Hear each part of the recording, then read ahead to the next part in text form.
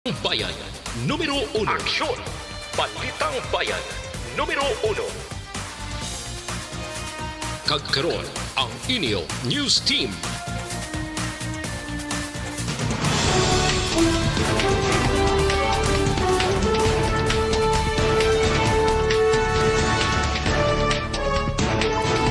Sa mga headlines, sudad sang Bacolod naka-record sang napulo ka mga nagkalamatay bangod sa COVID-19. City Administrator Ang pabor nga hindi na mapatuman sa lockdown sa Bacolod. Sa mga balita national, proposal sa pag-usaro sang bikes kag electric scooter sa pampubliko nga dalanon ginsumiter sang LTO. Pag-require sa media practitioner sa appointment antes maka-interview sa mga opisyal ginkabalakan ni Senadora Hontiveros. Aksyon! Balitang Bayan, Numero 1.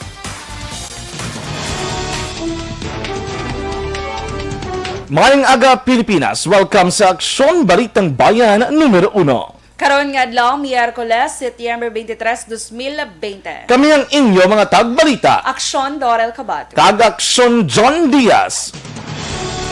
Ang detalye sa nagapanguna nga mga balita lokal pagkatapos gid lamang sini.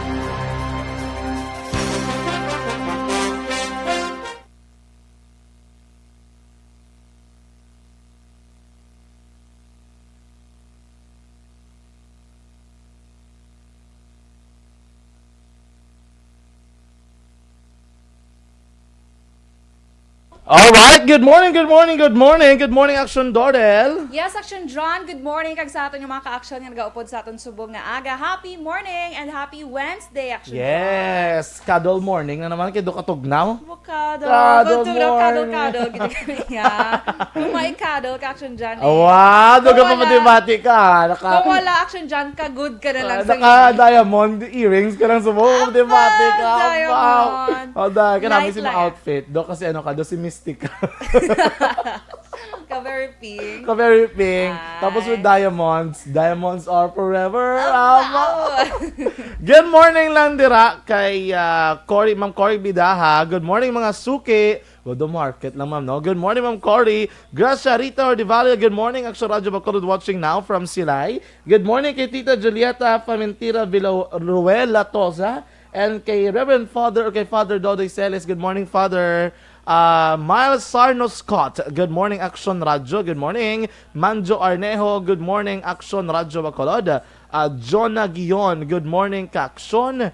Ronally Gahito Genton or Henton, good morning Aksyon John. And Aksyon Dorel, good morning to all teachers of Kamingawan Elementary School, Pontevedra 2. Good morning sa tanang mga teachers. Yes. Kay Sally Auke de Sousa, good morning. Good AM, Guapa Doran, Guapo John. Wow. Keep safe everyone. Thank you so much. Kaya Michael June, PC Son, good morning Aksyon Dorel and Papang John. Ara naman sa Papa. Keep safe sa family. Niya ko no sa Purok Brotherhood Sumag. Greet niya lang si Victorio Hison Jr. sa Deca Homes Kabog Monitor from Paranaque. Salamat, God bless, you're welcome. Kay Alagad Kevin Henry, Aksyon John, dara sa Maya Hinubaan. Hambalya, good morning mga idol. Aksyon from Hinubaan with love. Good morning. Mailanda nga pagpamati sa inyo mga sir. Thank you so much. Kay Philip Isulat, good AM Aksyon John and Dorel, stay safe. Kay Anthony Jones, Havilio Seblano, good morning, Aksyon John, and sa pretty nga Diwata. Wow! Diwata ka today kasi Diwata, mama, di ba? May mga earrings. Tapos ka very pink. Sige, Ka very pink na. Tapos ka very orange ang lips. Wow! Hindi mo ba yung penis orange? Tapos ka very anong hair, may mo no. Oh, Tunga-tunga wow! and everything. Tapos ka kulintas. Oo. Ay, kaya Kaya, nagpamati siya ko na dala sa may inayawan, kawayan. Good morning man sa taga energy ta. Doon namin lago sa kawayan. Oo, marami lago sa kawayan. Mga beach to ba nila. Anthony, si Mayor, pwede tara kasulod. Alam si Diba? Mayor. Charot lang. Mayor, good morning. Duway kita Sa da. likod balay lang talaga agi.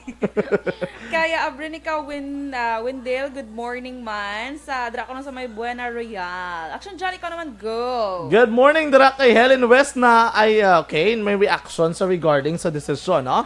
Mike Javier, good morning, Aksyon Radio, kag sa inyo man, Aksyon Dorel, and Aksyon John, greet ko lang family Aligin sa Barangay Sumaga. Ma-Earl, good morning. Antoinette Peliado, good morning. Kidudoy Peliado, sang La Carlota, kag-advance happy birthday. Happy birthday yes. to you. Yes. In advance. In advance. Thank you, no? Michael Joseph Elado, good morning, Aksyon Papa, kag Miss Pretty Dorel and Pink. Salamat sa inyong pagserbisyo. Balita daw pa dahil lang. Standby!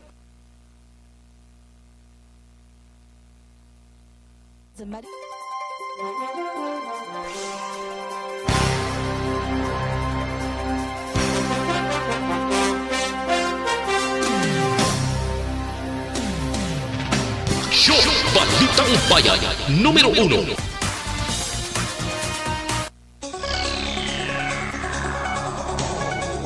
Aksyon Radio Philippine Standard Time la size Jess kagkaron sa detalye sa nagapanguna nga mga balita lokal. Naka-record ang syudad sang Bacolod sang napulo ka napatay bangod sa COVID-19. Sa datos nga ginpagwa sa Department of Health 6 kung DOH 6, ang Western Visayas ang may 167 nga death toll matapos sa dugangan sang 13 kung sariin ang nabilin na record sa Negros Occidental nga may duha kag isa sa syudad sang Iloilo. Ang Western Visayas ang may 216 ka bago nga kaso sang COVID-19 nga nagdala sa kabilugan nga 9,789. Iniginalikipan sa 200 ka local cases, 11 ka returning overseas Filipinos, kag 5 ka mga locally stranded individuals.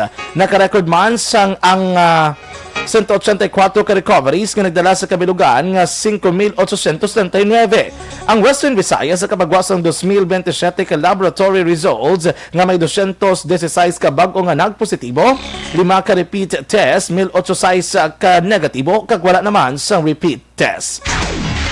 Pabor si Bacolod City Administrator MA nga hindi na magpatuman sang lockdown sa bilog nga syudad sa Bailo, partial lockdown na lamang ang ipatuman. Sa interview sa Action Firing Line, ginpahayag ni Ang nga posible ang pag-lockdown himuon sa balay na lamang nga mayara sang positibo sa COVID-19 kag kunang lugar o kung workplace mayara sang clustering sa kaso. Una drigin report sa National ang panawagan sa grupo nga Concerned Doctors and Citizen of the Philippines sa kay Presidente Rodrigo Duterte akong maghimo hindi magpatuman sa lockdown sa pungsod bilang tika agon mapunggan ang posible transmission sa COVID-19. Samtang kumpiyansa naman ang City Administrator sa Setyembre 30 malift na ang modified ECQ sa Bacolod o kung hindi na pagpalawigon pa tungod man sa contact tracing efforts kag testing nga ginpatigayon sa karon sang syudad. I agree nga hindi na kita mag-lockdown bilog na syudad, kundi ang himuon naton is mga partial lockdown, lockdown sang household nga may ara naga-positive, or lockdown sang certain areas kung daw may ara clustering. Kabahin sang pahayag ni Bacolod City Administrator Ang. Samtang naglabot na si 79 ka mga uniform kag non-uniform personnel sang Police Regional Office kung PRO6 ang nagpositibo sa COVID-19. As of September 22, 2020, takna alas 7 sang gabi, yara sa 41 ang aktibo nga kaso sang COVID-19 sa PRO6, samtang 36 naman ang naka-recover. Isa naman ka PRO6 personnel ang nagtaliwan bangod sa COVID-19. Suno kay PRO6 spokesperson, Police Lieutenant Colonel Joe M. Malong, gikan sa naklain-lain nga syudad kag probinsya ang nagpositibo nga kapulisan. Nagapanguna sa may pinakadamo nga kumpirmado nga kaso sa COVID-19 ang nabase sa Regional Police Holding and Accounting Unit o kung RPAO nga may 21 ka mga kumpirmado nga kaso. Mayara naman sang tig 13 ka mga kumpirmado nga kaso ang Iloilo City Police Office o kun ICPO kag Negros Occidental Police Provincial Office o kun NOCPO. Dagsam naman sa Regional Headquarters kag Bacolod City Police Office o kun BCPO. 7 naman ang narecord nga kumpirmado nga kaso sang COVID-19 sa Iloilo Provincial Police Office o kun IPPO. 5 ka mga non-uniform personnel o kun NUP kag tig isa sa Aklan kag Capiz Provincial Police Office. Pagpayag ni Malong wala naman sang pulis nga nagpositibo sa COVID-19 sa probinsya sang Guimaras, Antique kag Regional Mobile Force. We already have a total of 79, but these 41 of which are on quarantine, 35 yesterday, may nagdugang anom today, so we have a total of 41. Our recoveries is 37, and we have on record 1 deceased. Nabatian si PRO6 spokesperson na Police Lieutenant Colonel Joe M. Malong. Ginapanginbulahan sa Police Regional Office o PRO6 ang madinalagon nga anti-illegal drug operation nga ginpatigayon sa San Carlos City PNP, kaupod ang Regional Intelligence Division kag Philippine Drug Enforcement Agency o PDEA Negros Occidental. Suno kaya PRO6 spokesperson Police Lieutenant Colonel Joe M. Malong, ang pagka-recover sa masobra 13 milyones pesos nga ginasuspetsuhan shabu ang may dako nga epekto nga negosyo sa negosyo sa illegal nga droga sa probinsya sang Negros Occidental. Dugang panimalong nagmando na ang PRO6 nga mas pabakuron pa ang intelligence monitoring batok sa illegal nga aktibidad. Ginpahayag ni Malong nga naging madasig ang tikang nga gidhimo sa mga kapulisan matapos makabaton sa impormasyon nga konektado sa syudad sa San Carlos ang pagka-recover sa minilyon man nga shabu sa Negros Oriental kag Cebu. Amo na nga we commend the personnel of San Carlos Municipal Police Station, the Regional Intelligence Division aton, and of course PDEA 6 for this accomplishment. Ang dugang nga pahayag ni PRO6 spokesperson Police Lieutenant Colonel Joe M. Malong. Samtang ginkumpirma ni Bacolod City Police Office o BCPO spokesperson Police Lieutenant Colonel Ariel Pico nga gina-require na nila sa karon ang Philippine Drug Enforcement Agency o PDEA sang RT-PCR test result nga negatibo sa virus ang ilang madakpan sa operasyon nga natala na i-commit sa mga custodial facilities ng BCPO. Suno kay Pico, ini nga inisyatibo sang lower unit matapos may nadakpan sa ang PDEA nga duha ka persona nga nagpositibo sa virus kag gindala sa police station number 3. Dugang panipiko, hindi man lang sila ang nag-require kundi pati man ang Bureau of Jail Management and Penology kung BJMP. Sa karon nagapadayon pang negosasyon sa 3 ka law enforcement unit agod makapaminsar sang tikang para makapadayon sang ila operasyon nga hindi man makompormiso ang ila ikaing lawas sang ila mga maaresto, detainees kag kapulisan. Parayag ni Pico unang problema diri ang konsino ang mabayad sa swab fee sa mga ipaidalom sa swab test bangod hindi lang ang madakpan ang ipaidalom sa swab test, kundi pati man ang arresting officers, witnesses, subong man ang media nga yara kundi ginpatigayon ang nasambit man mismo nga operasyon. Actually, na action aided, hindi na subong sa amon, pati na subong turnover namon sa BG. Oo, amo ginapatakaran sa subong. Oo, kaya mandatory na naugaling, wala pag ina sa ma-resolve. Kaya ang unang nga pamangkot, sino mabayad? Nabatian si BCPO spokesperson Police Lieutenant Colonel Ariel Pico. Kag sa katapusan nga balita lokal, wala sang may na-monitor nga pagsulod sang dalagko nga volume sa illegal nga droga sa syudad sang Bacolod ang mga kapulisan. Suro kay Bacolod City Police Office ug BCPO spokesperson Police Lieutenant Colonel Ariel Pico, base sa supply and demand, wala sang dalagko nga kantidad sang illegal nga droga ang nagasulod o kon ginabaligya sa syudad. Pagpahayag ni Pico, may kabudlay ang mga drogista nga magbaligya sang shabu bagod ya hindi maligar nga madamo ang nagapamigado sa karon. Sa piyak sini padayon ang monitoring sa kapulisan batok sa illegal nga droga, apang ginpathag nga mas importante nga konsiderar sa gihapon ang ikaing lawas sa mga operatiba.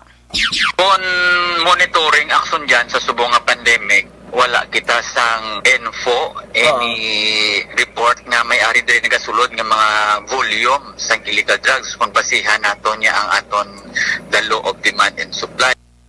Ang dugang nga pahayag ni BCPO spokesperson Police Lieutenant Colonel Ariel Pico. Aksyon! Balitang Bayan, Numero 1. Kag sa ato naman mga ka-aksyon sa panahon subong sa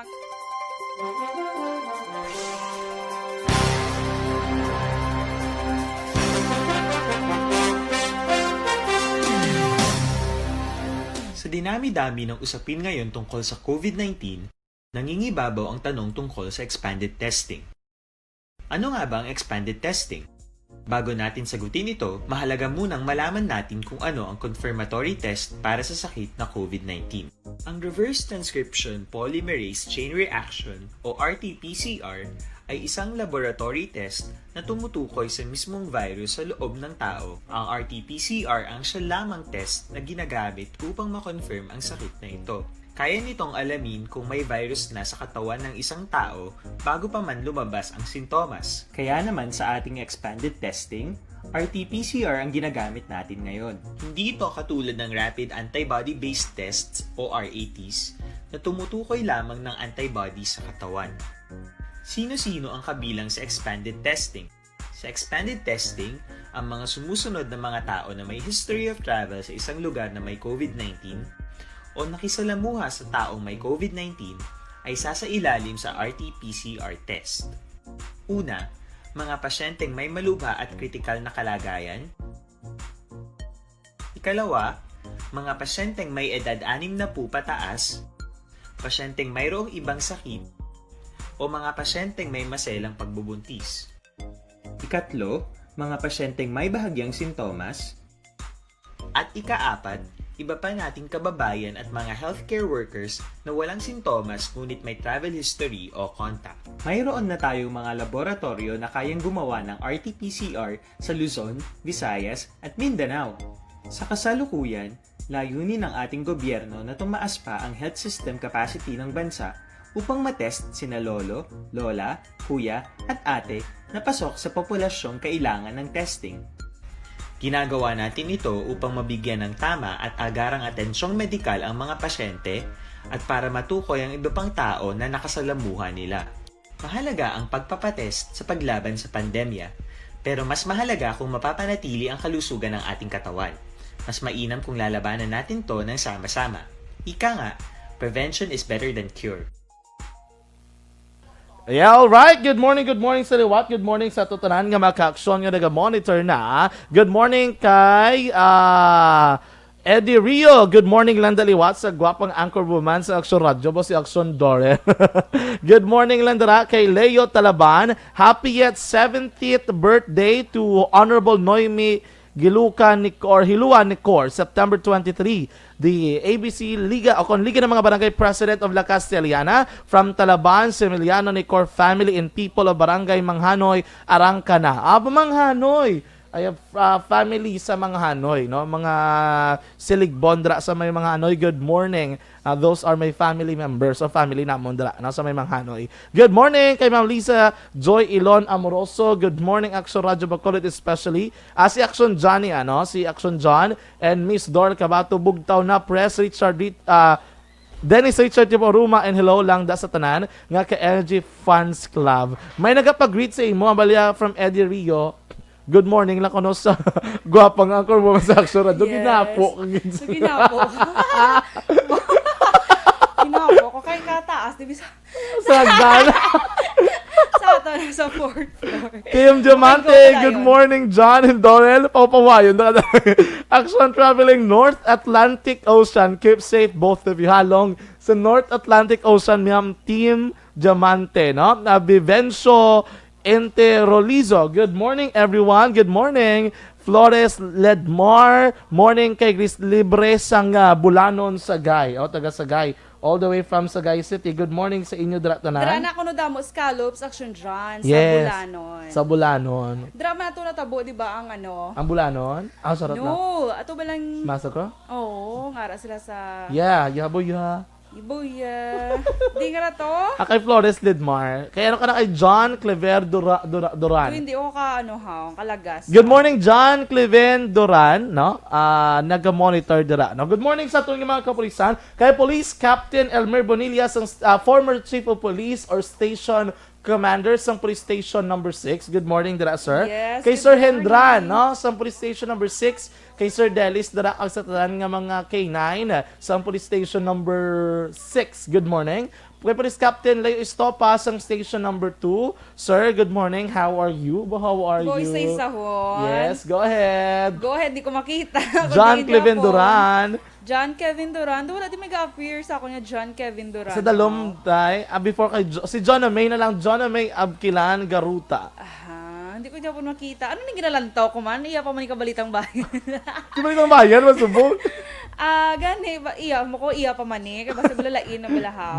John May Abkilan Garuta. Na, hindi ko Good siya morning, makita. Aksyon Radio. Go. Tinisong ko rin dahil. Liso, ada bitalan kaya pa basta. Si Dimple, nabasa mo na ne? Dimple Romana. Muske. Ano Wala pa sa babaw, pag sa babaw yan. So ara ka palang galiya sa babaw-baba. Kay John Cleven Duran, nga sige ba sa halang danay? dikto ka na lang kay kay ako na lang kay Aiza Galmatica. Good morning sa radyo. Shout out ko lang tupad kong hubog pagbugtaw na. Hubog na dayon. Wow.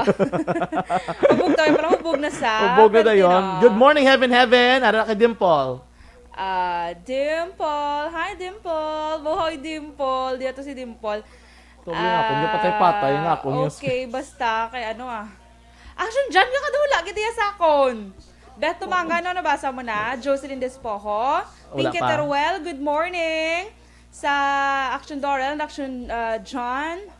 Happy morning, City of Smiles. Stay safe, thank you, Ged. Abranica Wendell, Action John, manamyaw ko da tani sa pamilya, yan ko no sa kanlaon. Abranica family, salamat, Ged Action John. You're welcome. You're welcome. Sa ako na pa salamat. Kagapon, bala ka namin kagapon, no? Kay it's Happy Singles Day kagapon. Kagapon, National galit. Singles Day. Timing mo to sa aton nga is the balita special. Ay, tabi ka balo mo. Oo, Sayang. National Singles Day kagapon. Sige. Kaya Grace Foss, good morning, Sir John. Sir Action John, kag Ma'am Dorel, Action Radio, kag sa City of Smile. Happy birthday! Happy 50th birthday sa iya kuno brother, boy, si Randolph Rebota from iya family. Go Action John! Happy birthday to you. Perfect! Wala na siya. Yes! Kay Shaomai, good morning. Josephine Lobaton, mayong aga. Maria Luz Grijaldo Makunat, good morning ma'am. Kay Jonel Refuela. Kay Ma'am Vanessa Mayo, good morning. Action Radio Bacolod. Today is officially the first day of fall here in USA. Trees looks beautiful and colorful. Wow. Happy day to you both, John, and you Miss Beautiful Darl C. Love from Med City. Wow. Sayang, tani Fall nag-fall ko ko galing nga sa bayo. Cebu, no? Actually, ma-fall ko tayo sa mga bayo. Paano mag-fall nga bayo, be? Galing kayo ka, ha? Paano mag-fall nga bayo? Doors. Kalain. Kelly Jelly, good morning. Greet niyo lang ko si Mr. Beboy Villasor ang CMO Sectoral. Keep safe watching here sa USA. May nag-comment din sa ako no, nag-message siya nga karon magbalita espesyal dapat masaot ka mo ha. Ang sa lalalala. Gusto mo subong na? Later na lang di sana na rin namon para pag lalalala karon lalagi ng gwa. Malalas. Kaya Batala Real. Good morning. Wish ko lang at tani may hala, asasin yung makapatay sa COVID. Kabay patay. Pray lang Yes. Okay, wala pa gali. Okay. Good morning kay Heaven. Ruel Camuñas. Good morning, Action Radio. Alex Fuentes. Good morning, Mandala sa inyo, Yes. sir. Wala ginayaga ka, Action John. Sige, standby.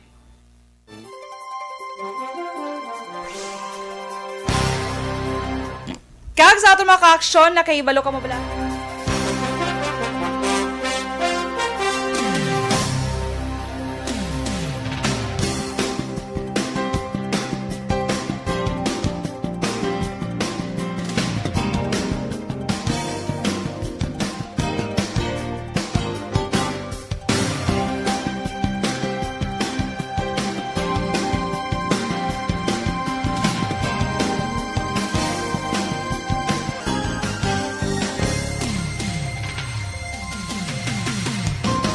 Aksyon!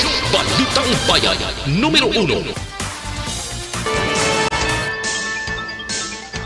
Aksyon Radio Philippine Standard Time las 6:27 kagkaron sa detalye sa nagapanguna nga mga balita nasyonal. Nagsumiter na ang Land Transportation Office o LTO sa ilang drafts ng guidelines angot sa pag-usado sang bikes kag electric scooters sa pampubliko nga dalanon. Kag ini ang pag-aprobahan pa sa Department of Transportation. Suro kay LTO Chief Edgar Galvante sa tion nga magwa ng administrative order pila ka mga electric bikes nga maklasify nga light ang dumilian sa public road. Dugang panigalvante ang mga salakyan nga may lower categories ang pagdumilian man sa mga particular nga lugar kaangay isang private compounds o kung subdivisions. Ang mga lalakip naman sa larger categories ang tugutan man nga magawa sa compounds pero mayara sa mga restrictions sa mga highways. Sunod kay galvante, ang mga motorista nga may higher categories sang electric bikes ang required nga magsuksok sang crash helmets, may driver's license kag narehistro ang ilat tagsa ka mga salakyan. Sunod pa sa opisyal pila ka mga e-bikes nga matupa sa category nga motorcycle ang posible requirement nga may plate number. Nagpabutyag sa Kabalaka si Senadora Risa Hontiveros matapos gin-require na sa Department of Health and Media Practitioner nga formal nga magpaghimo sa appointment para sa interview sa mga opisyal sa ahensya. Sunod sa Senadora, dapat tanan nga public servants mahapos nga mapakig-angutan sa media, labi na ang mga opisyal sa DOH nga mo nagapanguna sa kampanya batok sa COVID-19. Dugang pa ni Hontiveros nga kinamatarong sa publiko nga makahibalo sa impormasyon kag dapat ini madelay, labi na nga ang krisis sa karon kabuhi isang tao ang nakataya. Si Hontiveros isa lang sa madamo nga senadora nga nanawagan kay DOH Secretary Francisco Duque III nga mag-resign angot sa kapaslawan sa pag-address sa COVID-19 na pandemic. Samtang ginpakamalaot ni Presidente Rodrigo Duterte ang European Union matapos nga isa sa legislative body sini ang nanawagan sa trade sanctions batok sa Pilipinas angot sa ginaligar nagalala ang human rights situation sa idalom sang iya administrasyon. Nagligad nga si Mana giningganyo nga mag-intra ang EU sa mga isyu lamang sa Pilipinas. Giningganyo sa European Parliament sa executive arms ng EU nga European Commission nga revoke ang tariff-free status sa linibo ka produkto nga gin-export sa 27 ka mga nasyon sa idalom sang Generalized Scheme of Preference Plus Mechanism. Sa pangabay nga sanctions, ginpayag sang EU Parliament ang linibo ka kaso sa pagpamatay sa kampanya batok sa illegal nga droga, cyber libel conviction sa Rappler CEO nga si Maria Ressa kag non-renewal sang ABS-CBN broadcast franchise. Kag sa katapusan nga balita national, aprobado na sa Kamara ang hagna nga nagatukod sa Department of Disaster Resilience o DDR, isa sa prioridad sa legislation ni Presidente Rodrigo Duterte. Sa boto nga 241 ka yes, 7 ka negatibo, kag wala naman sang abstention, ginaprubahan sa Kamara ang House Bill number 5889 nga tuyo himuon ang DDR bilang National Emergency Department. Ang hagna nagamando sa DDR para mangin primary government agency nga manguna magaorganisa kag maga-manage sa national efforts agud mapanubo ang disaster risk, magpreparar kag magresponde sa disasters, recover kag rehabilitate. Aksyon! Balitang Bayan, Numero 1. Kag sa ato naman mga ka-aksyon nga nagapangita sang kape nga kompleto sa sustansya kag betamina, arabalangkon mga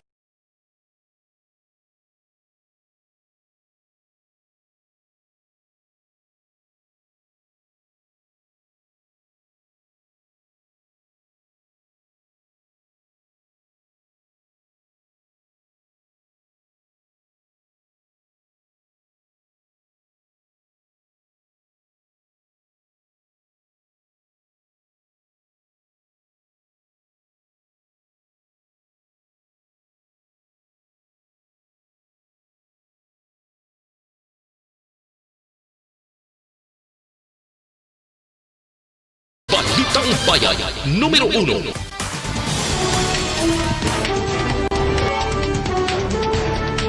Aksyon Radio Philippine Standard Time na 6:32 kag inyo nabatian ang nagapanguna nga mga balita lokal kag national diri sa Aksyon Balitang Bayan Numero 1. Karon nga adlaw, Miyerkules kita Setyembre 23, 2020. Mga ka-aksyon, 93 days na lang antes ang adlaw sang Pasko, kag 100 days na lang antes ang tuig 2021.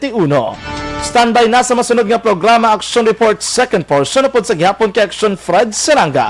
Ang duga nga mga balita mabatian sa Action Balita Morning Edition upod sa gihapon sa inyong mga tagbalita. Aksyon Dorel Cabatu. Kag Aksyon John Diaz. Una sa beto na sa Aksyon sa Bacolod Aksyon Radio.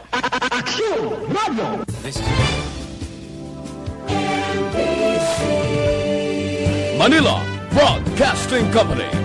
Sa balita, komentaryo,